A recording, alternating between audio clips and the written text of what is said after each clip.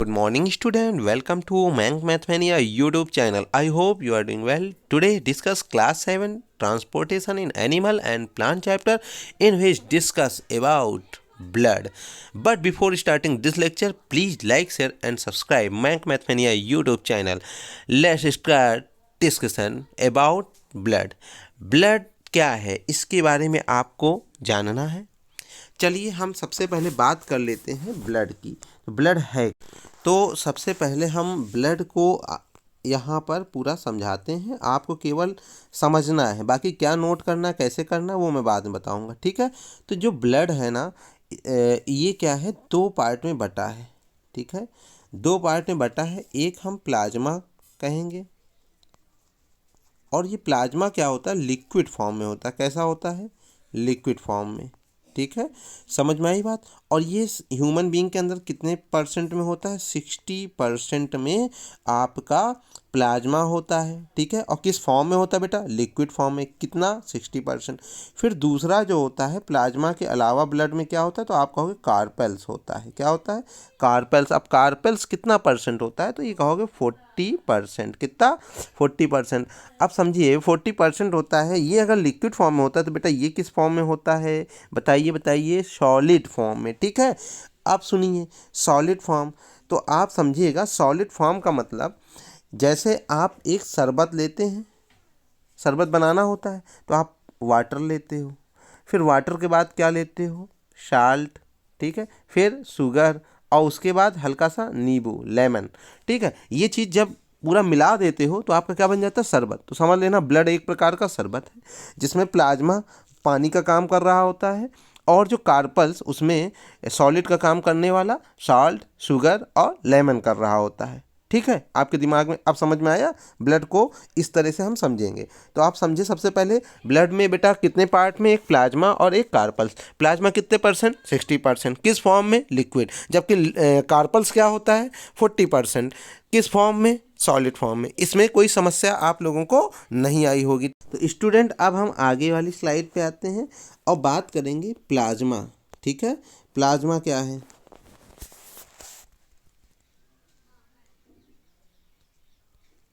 तो प्लाज्मा की बात करें तो जो प्लाज्मा है ना, ठीक है, प्लाज्मा की बात कर रहे हैं, जो कि 60% होता है, लिक्विड फॉर्म में होता है, ठीक है। और अब समझिए इस प्लाज्मा में भी 90% यानी 90% वाटर होता है। क्या होता है बेटा, वाटर, ठीक है। और 10% जो होता है वो आपका रियल में प्लाज्मा होता है, और उस प्लाज्मा में आपको मिलेगा क्या, फाइब्रिनोजिन और प्रोथ्रोम्बिन। क्या मिलेगा, फाइब्रिनोजिन, फाइब्रिनोजिन, ठीक है। और क्या मिलेगा, प्रोथ्रोम्बिन। क्या मिलेगा, प्रोथ्रोम्बिन। समझ में आई बात, प्रोथ्रोम्बिन मिलेगा और फाइब्रिनोजिन। फिर से बोलिए, इस प्लाज्मा 60% में 90% वाटर, जबकि 10% बेटा प्लाज्मा, ठीक है। और इस 10% प्लाज्मा में क्या है, फाइब्रिनोजिन और प्रोथ्रोम्बिन। अब इसका काम क्या है, इसका काम है बेटा प्लाज्मा को थोड़ा सा गाढ़ा बनाए रखना। क्या होता है, गाढ़ा बनाने का काम करता है। दरअसल होता क्या है, जो आपकी बॉडी है उसमें हार्ट जो पार्ट होता है, अगर देखा जाए तो गाढ़े ब्लड को तो लेगा नहीं, और क्लॉटिंग या गाढ़ा बनाने का काम प्लाज्मा का यही फाइब्रिनोजिन और प्रोथ्रोम्बिन करते हैं, ठीक है। तो आप समझिए, अगर जैसे हार्ट में अगर गाढ़ा ब्लड आ गया तो वो अच्छे से पंप नहीं कर पाएगा, क्लॉटिंग हो सकती है, ठीक है। तो अब होता क्या है, इस एकदम से गाढ़ा ना बन जाए, इसके लिए एक और चीज़ होती है, हेपेरिन। क्या होती है, हेपेरिन।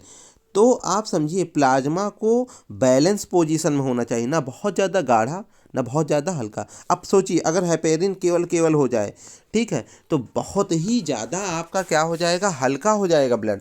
अब आप बताइए, अगर बहुत ही ज़्यादा ब्लड हल्का हो गया तो बहुत तेज़ी से क्या आएगा, बहुत तेज़ी से ब्लड हार्ट में आएगा, और हार्ट क्या करेगा, हल्का सा भी अगर प्रेशर देगा तो इतनी ज़्यादा फोर्स से ब्लड बाहर निकलेगा शरीर के कि कई सारी नसें फट सकती हैं, प्रेशर को झेल नहीं पाएंगी और नसें फट जाएंगी, और तब भी आपका क्या हो जाएगा, दिक्कत हो जाएगी, आपकी बॉडी काम नहीं करेगी, ठीक है, आप मर भी सकते हो, ठीक। तो आप समझे पूरा ये जो प्लाज्मा होता है इसको बैलेंस की पोजीशन में बनाना बहुत ज़रूरी होता है, बहुत ज़्यादा ज़्यादा ज़रूरी।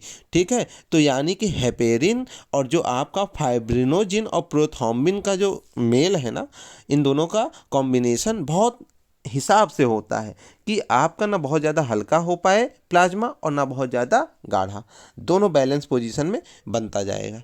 ठीक है, समझ में आई बात? तो आप इस चीज़ को अच्छे से समझे होंगे। आगे आते हैं, अब हम बात करेंगे इस कार्पल्स की। समझ में आई बात? कार्पल्स, तो ये जो कार्पल्स होता है, मैंने कहा अगर 60% प्लाज्मा होता है तो बेटा 40% कार्पल्स होता है। इस कार्पल्स में भी 3 पार्ट में डिवाइड होना होता है, जिसको कहते हैं RBC यानी रेड ब्लड कार्पल्स। ठीक है, रेड ब्लड कार्पल्स। दूसरा बेटा क्या होता है? प्लेटलेट्स। क्या होता है? प्लेटलेट्स। ठीक है, और तीसरा क्या होता है? WBC। बहुत सारी चीज़ बतानी है मुझे, आप ज़रा ध्यान से सुनिएगा। सबसे पहले जब हम RBC की बात कर रहे हैं, प्लेटलेट्स और WBC की बात कर रहे हैं, तो अब आपके दिमाग में आ रहा है कि इसका भी परसेंट होता होगा। तो बिल्कुल बेटा, सबसे ज़्यादा 99% RBC होता है। इसके बाद 1% में ये दोनों होते हैं। ठीक है, तो आप समझिएगा 99% होती तो इसकी कुछ यूनिट यानी कुछ संख्याएं होती, तो RBC बेटा सबसे ज़्यादा होता है 50 लाख के आसपास होता है। कितना होता है बेटा? 50 लाख के आसपास।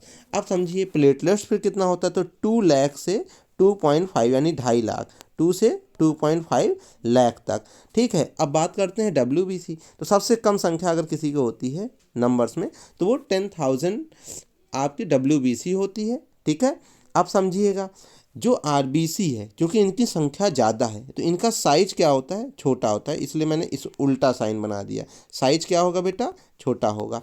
ठीक है, अच्छा अगर ये ज़्यादा संख्या में है तो इनकी साइज छोटी है।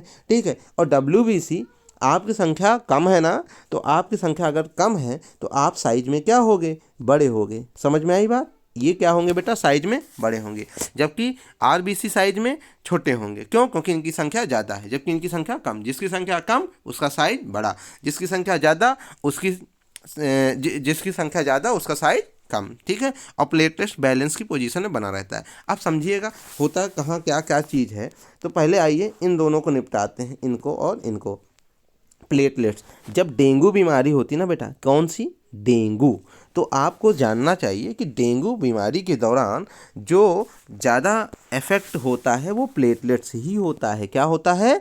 प्लेटलेट्स होता है। समझिए, इसके लिए आपको उपचार क्या करना चाहिए डेंगू के लिए? तो आप जानते हैं डेंगू के लिए बकरी का दूध, ठीक है, डोलो एक टैबलेट आती है वो, पपीता, ठीक है, और उसके बाद कीवी फल, ठीक है, और उसके बाद एलोवेरा और गिलोय वगैरह इसका यूज कर सकते हैं, जिससे प्लेटलेट की संख्या बढ़ती है। आप देखे होंगे अगर आपके अगल बगल कोई जिसको जो प्लेटलेट से अफेक्टेड है, वो उसको डॉक्टर यही सब चीज़ों के लिए एडवाइस देता है कि इसको आप कंज्यूम करें। ठीक है, समझ में आई बात? अच्छा, आते हैं आगे WBC। हाँ तो बेटा एक चीज़ थोड़ा सा ध्यान से उतर गई बताना, प्लेटलेट्स जो इसकी मतलब कितने दिन तक प्लेटलेट्स एक प्लेटलेट्स कितने दिन जीवित रह सकती है। ठीक है, लाइफ साइकिल या लाइफ टर्म जो है प्लेटलेट्स की कितनी होती है, तो आप कहोगे 7 डे। ठीक है, एक प्लेटलेट 7 डे जीवित रहती है। ठीक है, अच्छा इसका फंक्शन क्या है ये भी बताना भूल गया था। तो जो फंक्शन है बेटा क्लॉटिंग करना। क्या करना? CLOTTING, क्लॉटिंग करना। ठीक है, प्लेटलेट्स का काम क्या है? क्लॉटिंग करना। ठीक, अब आते हैं बात कर लेते हैं WBC की। तो ये जो WBC है इसकी बात करना है। तो जो WBC है, आइए यहाँ पर देखते हैं WBC। तो जो WBC है इसकी भी लाइफ होती है। तो इसकी जो लाइफ है वो कितने दिन है आपको पता है? 4 डे। तो इसकी जो लाइफ है वो 4 डे होती है। ठीक है, और सबसे बड़ी चीज़ नंबर्स में कितने होते हैं? 10,000 के नियर अबाउट। ठीक है, WBC का जो दूसरा नाम होता है वो क्या होता है आपका? ल्यूकोसाइट होता है। ठीक है, WBC का जो दूसरा नाम है वो ल्यूकोसाइट होता है। ठीक, अच्छा इसका काम क्या है? इसका काम है जितने भी डिजीज है, ठीक है, उनसे लड़ने का काम करता है। ठीक, उससे लड़ने का काम कौन करेगा? ल्यूकोसाइट। ठीक है, तो इसीलिए ये कोई भी डिजीज होगा उससे लड़ेगा, और लड़ेगा तो कोई ना कोई औजार होने चाहिए। तो औजार इनका जो नॉर्मली हम लोग क्या करते हैं, लाठी डंडा, बंदूक, यही होता है नॉर्मल ह्यूमन बीइंग का औजार। तो इनका जो औजार होता है वो बेटा टी सेल माना जाता है। क्या माना जाता है? T cell. समझ में आई बात? क्या चीज़? T cell. समझ में आई बात? तो टी सेल इनके अंदर अगर है तो ये आराम से लड़ेंगे सबसे, ठीक है। अच्छा, एक चीज़ और जान लीजिए, एक बीमारी है बेटा HIV। क्या होती है? HIV। तो HIV का आज तक इलाज नहीं है। HIV सीधे आता है ब्लड के अंदर और 2 साल 1 साल के अंदर अंदर इस टी सेल को ख़त्म कर देता है। यानी इस ब्लड के अंदर जो WBC है, WBC का जो औजार है टी सेल, उसको ख़त्म कर देता है। अब जब पूरा टी सेल ख़त्म हो जाएगा, औजार ही नहीं रहेगा, तो आराम से कोई भी बीमारी आएगी, आराम से आपको अफेक्टेड कर जाएगी। यहाँ तक कि अगर सर्दी नॉर्मल जुकाम भी होगा ना, तो HIV के दौरान यानी टी सेल मर चुकी है तो आपकी बॉडी ख़त्म हो सकती है। समझ में आई बात? प्लेटलेट्स का एक और नाम है, ठीक है, इसको मैं बताना भूल गया था। प्लेटलेट्स का एक नाम है थ्रम्बोसाइट, ठीक है, THRMBO, थ्रम्बोसाइट।